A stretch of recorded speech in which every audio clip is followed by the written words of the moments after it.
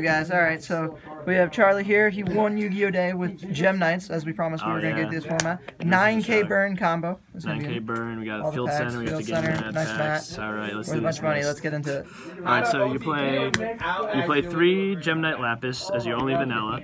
This is the only vanilla you play because it makes the best Gem Knight fusion, Gem Knight Lapis Lazuli, and that just burns for 500 for each special summon monster, so you play 3 of that because you wouldn't be able to win games without it, and you need to see it. So like, you play 1 Alexandrite. This is really only in here because of Block Dragon. Block Dragon makes you add 3 rocks with different names from your deck to your hand, whose total levels equal 8.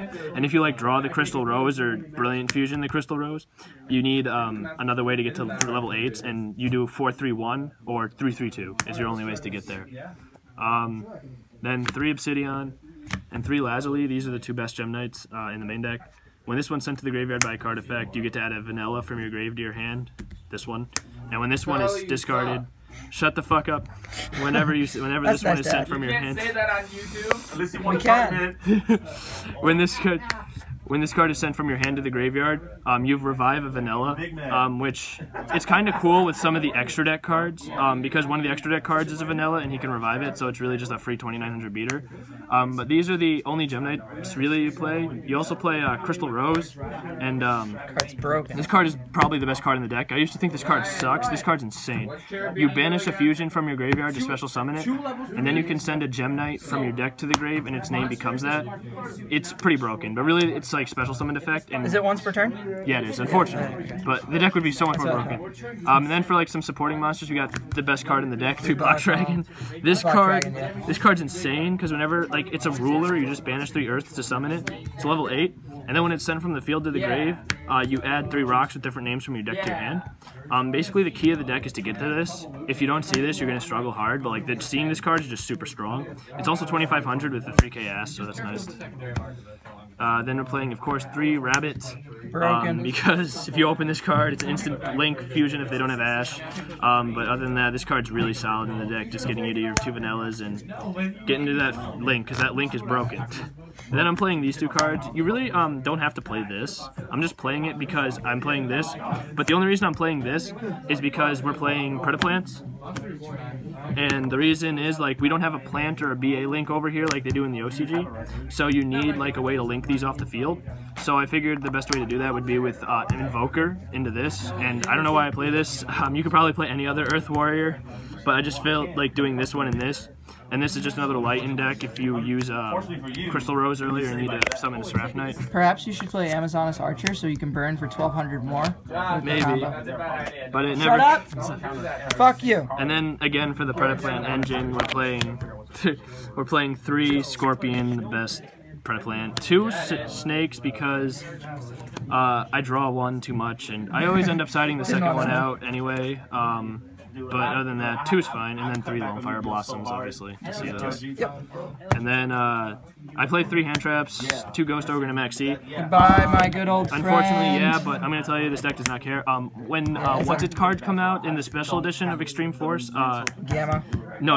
Oh, dragged down from the grave, yeah. Dragged from the grave, or called to the grave, whatever it's called. Just cut these and play 3 of that, because these aren't really that good. The idea is to stop Ash, because that's this deck's worst enemy. Because this deck loses to Disruption and hand traps, so if you just stop the hand traps, you should be fine. Yep.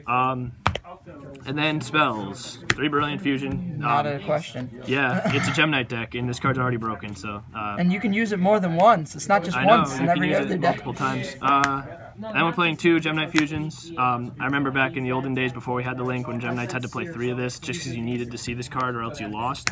And now we only have to play 2 because we have the link, and the link is just super broken. And if you don't know what this does, it just fuses with the Gem Knights, and then you banish a Gem Knight from a grave to add it back to your hand, so it's pretty broken.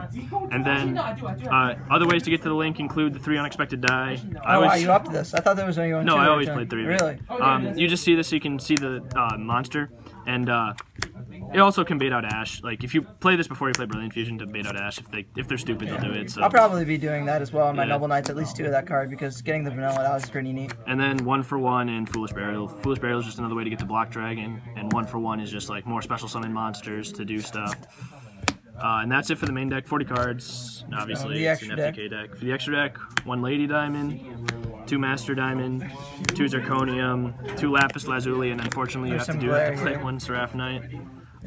So basically, only one of this? Only one. Okay, the guys, so extra stop deck this space is card. really tight. Basically, it doesn't matter. But like basically, what this does is you send a Gem Knight from your field to the grave to summon a Gem Knight from your extra deck. Basically, you're just gonna send yourself and summon this because it puts a fusion in the grave for Crystal Rose and summons Master Diamond.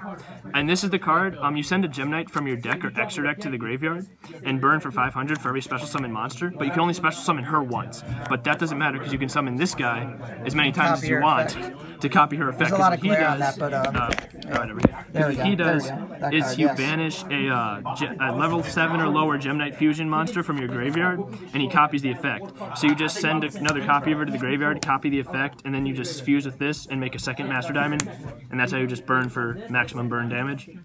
And then this guy's just a vanilla beater. He helps. He's actually really crucial to the OTK because he just has a Gem Knight and a rock, which is why he's really important. And like you can also revive it with Obsidian, so that's good about it. And he's just big too, and he's a vanilla. So yeah. And then Seraph Knight. This is just crucial for certain plays. Sometimes you need to pitch Crystal Rose and stuff, or sometimes you just need the extra normal summon to make the link. That's really it. But unfortunately, you do need this card and the Brilliant Fusions. It's the only expensive part of this deck. I'm playing a Felgrand in here. You play a lot of level 8s and you make a lot of level 8s, so it comes up. I summoned it against ABC, and it was okay. But other than that, it rarely comes out. And then obviously the Invoker for the Predaplant play. And then 2 of the best cards ever printed. Gem Knight Phantom Quartz. This card's insane. When it summons, it searches a Gem Knight, and then you can pay 1,000 and fuse with cards in your graveyard or banish zone to fusion summon.